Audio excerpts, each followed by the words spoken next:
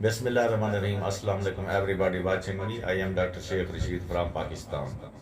Working as neurologist. Here you see, this is the uterus and this is the endometrium. The endometrium reveals triple layers. This is white, this is black, this is white. So white, black, white. This is triple layer endometrium. And now we come into the adnexa. And here we see this is a mature follicle in the left ovary. Now we see the details and see this is a fibroid which is subserosal. This, as you see here, this is black and round.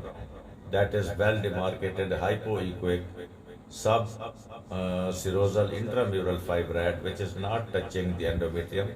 It is well away from the endometrium. Now we come to another pathology and we come into the right adnexa.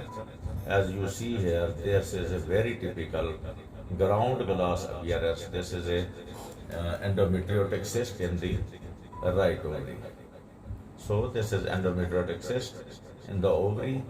How we can say this is in the ovary? As you see, these are the follicles at the periphery of the this is the ovarian follicle. So this cyst is present, this collection is present in the right ovary. Now we come to the left ovary. Here we see this is a mature follicle and another very dangerous pathology. This is the chocolate cyst or endometriotic cyst in the left ovary. This is fibroid, this is chocolate cyst in the left ovary. This is the follicle, maturing follicle in the left ovary, triple layer endometrium.